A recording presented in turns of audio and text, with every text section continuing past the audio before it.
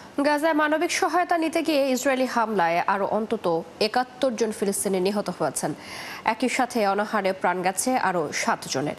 এদিকে ভয়াবহ ভূমিকম্পের পর রাশিয়ার কামচাটকা উপদ্বীপের ক্লিউচেভস্কয় আগ্নেয়গিরিতে উদগীরণ শুরু হয়েছে। অন্যদিকে ভারতের ওপর ২৫%, দক্ষিণ কোরিয়ার উপর ১৫% এবং ব্রাজিলের ওপর মোট ৫০% শুল্ক আরোপ করেছেন ডোনাল্ড ট্রাম্প। বিশ্বের নানা প্রান্তের এমন নানা রকম সব খবর নিয়ে বিশ্বযুগের এখনকার আয়োজনে স্বাগত জানাচ্ছি চৈতি সরোয়ার। গাজায় মানবিক সহায়তা নিতে গিয়ে ইসরায়েলি হামলায় আরও অন্তত ৭১ জন ফিলিস্তিনি নিহত হয়েছেন। একই সাথে গাজায় ক্ষুধা ও অপুষ্টিতে আরও ৭ জনের মৃত্যু হয়েছে বলে জানিয়েছে সেখানকার হাসপাতালগুলো। পর্যাপ্ত সাহায্য সরবরাহ করতে ব্যর্থ হওয়ার জন্য জিএইচএফকে দায়ী করেছে জাতিসংঘ ও অন্যান্য মানবিক সংস্থাগুলো। এদিকে ফ্রান্স ও যুক্তরাজ্যের পর এবার ফিলিস্তিনকে রাষ্ট্র হিসেবে স্বীকৃতি দেওয়ার পরিকল্পনার কথা জানিয়েছে কানাডা। বিস্তারিত মনিরুজ্জামান বাবুর প্রতিবেদনে।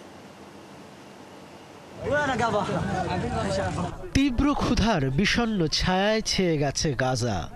এর সাথে প্রতি মুহূর্তে মৃত্যুর শঙ্কা। চারদিকে শুধু হাহাকার, এক মুঠো খাবার চাই।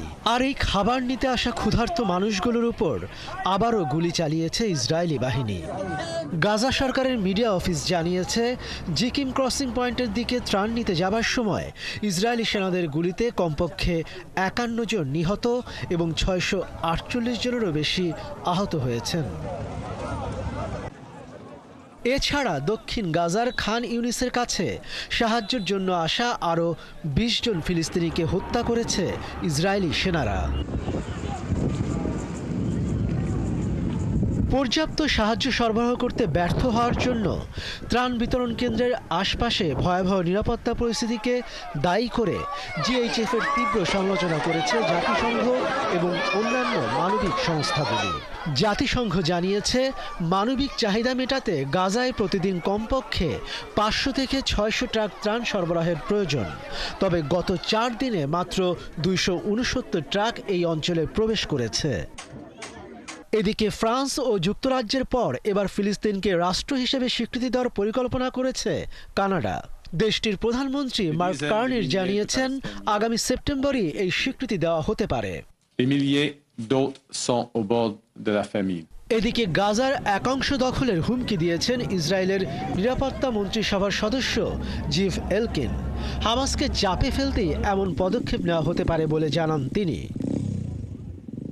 অন্যদিকে গাজায় চলমান নৃশংসতা বন্ধ না করলে ইসরায়েলের উপর কঠোর নিষেধাজ্ঞা দিতে আন্তর্জাতিক সম্প্রদায়ের প্রতি আহ্বান জানিয়েছেন ইসরায়েলের ৩১ জন বিশিষ্ট নাগরিক।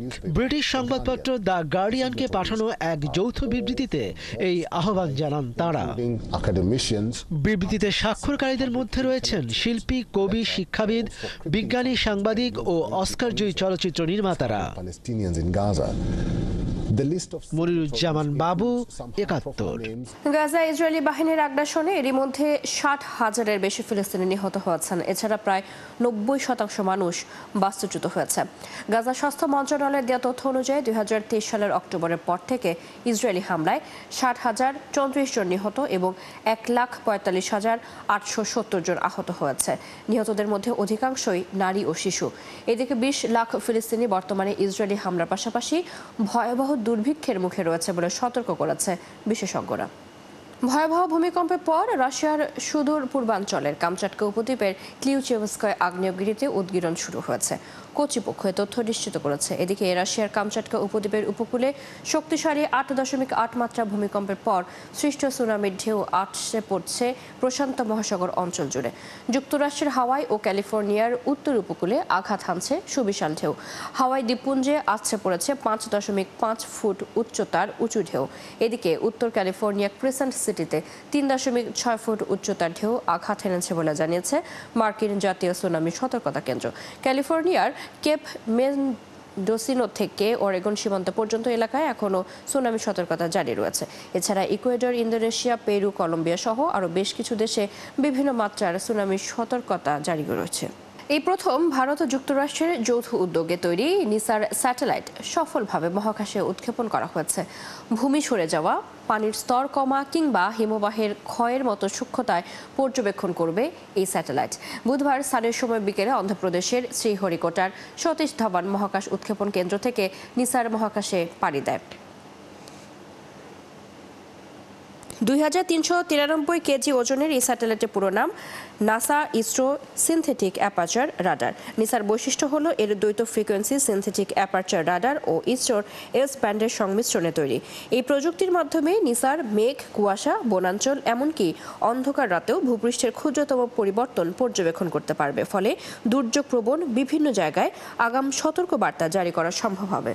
ভারতের ওপর 25% পারস্পরিক শুল্ক আরোপের ঘোষণা দিয়েছেন যুক্তরাষ্ট্রের প্রেসিডেন্ট ডোনাল্ড ট্রাম্প। একই সাথে রাশিয়া থেকে জ্বালানি কেনায় দেশটির উপর জরিমানা আরোপের ঘোষণাও দিয়েছেন তিনি।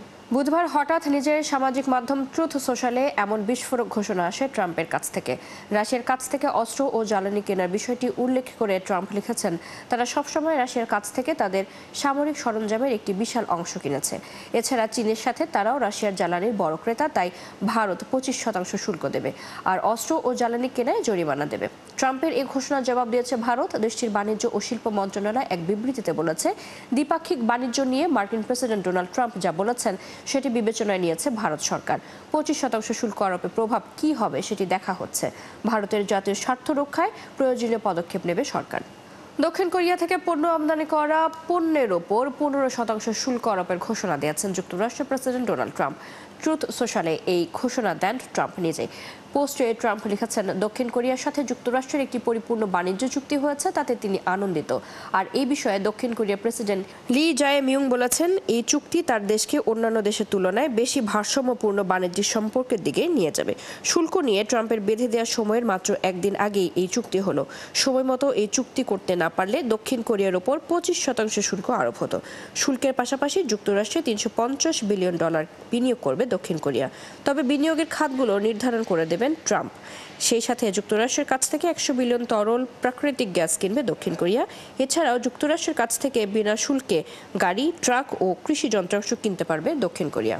লাতিন আমেরিকার দেশ ব্রাজিলের পণ্যের ওপর অতিরিক্ত 40% শুল্ক আরোপ করেছেন যুক্তরাষ্ট্রের প্রেসিডেন্ট ডোনাল্ড ট্রাম্প। বুধবার এই সংক্রান্ত একটি নির্বাহী আদেশে সই করেছেন তিনি। এর মধ্য দিয়ে ব্রাজিলের উপর যুক্তরাষ্ট্রের আরোপ করা মোট শুল্ক 50% দাঁড়ালো। হোয়াইট হাউসের পক্ষ থেকে এই তথ্য জানানো হয়েছে। হোয়াইট হাউসের এক ঘোষণায় বলা হয়েছে, ব্রাজিল সরকারের রাজনৈতিক উদ্দেশ্য প্রণোদিত দমনপীড়ন, ভয়ভীতি দেখানো, হয়রানি, সেন্সরশিপ এবং সাবেক প্রেসিডেন্ট জেইর বোলসোনারো ও তার সমর্থকের বিরুদ্ধে বিচারিক ব্যবস্থা গ্রহণ মানবাধিকারের গুরুতর লঙ্ঘন। এগুলো ব্রাজিলে আইনের শাসনকে দুর্বল করে দিয়েছে। ঘোষণায় আরও উল্লেখ করা হয়েছে, ব্রাজিলের অস্বাভাবিক ও ব্যতিক্রমী নীতি ও পদক্ষেপ যুক্তরাষ্ট্রের বিভিন্ন প্রতিষ্ঠান, মার্কিন নাগরিকদের মত প্রকাশের অধিকার, মার্কিন পররাষ্ট্রনীতি ও অর্থনীতির ক্ষতি করছে। ঘোষণায় বোলসোনারোর বিচারে যুক্ত ব্রাজিলের সুপ্রিম কোর্টের বিচারপতি আলেকজান্দ্রে মোরায়েসের নামও আলাদাভাবে উল্লেখ করা হয়েছে। দক্ষিণ সুদান ও উগান্ডার মধ্যে যৌথ সীমান্ত এলাকায় সংঘর্ষে অন্তত 6 জন নিহত হয়েছে। দক্ষিণ সুদানের কাজোকেজি কাউন্টি এক বিবৃতিতে জানায়, ট্যাঙ্ক ও কামান দিয়ে উগান্ডার সেনারা আচমকা আক্রমণ চালায়। এতে South Sudan people's defence force SSDF এর 5 সেনা নিহত হয়। অন্যদিকে উগান্ডা সেনাবাহিনীর মুখপাত্র ফেলিক্স কুলাইগিরি জানান, SSPDF এর সেনারা উগান্ডার পশ্চিম নীল এলাকায় অনুমতি ছাড়া প্রবেশ করে এবং জায়গাটি ছাড়তে অস্বীকৃতি জানায়। এর ধারাবাহিকতায় দুই পক্ষের মধ্যে সংঘর্ষ বাঁধলে উগান্ডার এক সেনা নিহত হয়। জ্বালানির দাম বেড়ে যাওয়ার প্রতিবাদে আফ্রিকার দক্ষিণাঞ্চলীয় রাষ্ট্র অ্যালেঙ্গায় ব্যাপক সহিংসতা ও লুটপাটের ঘটনা ঘটেছে। গত দুদিন ধরে চলা এই সহিংসতায় এখনো পর্যন্ত অন্তত 22 জন নিহত হয়েছেন বলে জানিয়েছে সরকার। শুরুতে দেশটির বিভিন্ন প্রান্তে ব্যাপক সহিংসতা শুরু হয়। ওই দিন ট্যাক্সি চালকরা ধর্মঘটের ডাক দেন। রাজধানী লুয়ান্ডা ও অন্যান্য শহরে ছড়িয়ে পড়া সহিংসতায় গোলাগুলি হয়েছে। এছাড়া দেশের বিভিন্ন প্রান্তে দোকানপাটে লুটপাট ও পুলিশের সাথে সংঘর্ষে জড়িয়েছে ক্ষুব্ধ জনতা। দেশটির স্বরাষ্ট্রমন্ত্রী ম্যানুয়েল হোমেম বলেছেন, চলমান এই সহিংসতায় 22 জনের প্রাণহানি হয়েছে। নিহতদের মধ্যে পুলিশের এক কর্মকর্তা রয়েছেন বলে জানিয়েছেন তিনি। বলেন, সহিংসতায় প্রায় 200 জন আহত হয়েছেন এবং 1200 জনের বেশি মানুষকে গ্রেপ্তার করা হয়েছে। দেশের নানা প্রান্তে সুপারমার্কেট ও গুদামে বিক্ষুব্ধ জনতা লুটপাট চালিয়ে খাদ্যদ্রব্য সহ বিভিন্ন পণ্য সামগ্রী নিয়ে গেছেন বলে অভিযোগ করেন তিনি। হোমেম বলেন, সহিংসতায় 66টি দোকান ক্ষতিগ্রস্ত হয়েছে। এই ছিল এখনকার আয়োজনে। বিশ্বের আরও নতুন কিছু খবর ও বিশ্লেষণ নিয়ে দুপুর 1:30টায় আবারও হাজির হবে বিশ্বযোগ। চোখ রাখুন 71 ফেসবুক পেজে, সাবস্ক্রাইব করুন 71 ইউটিউব চ্যানেল। থাকুন 71 সাথে।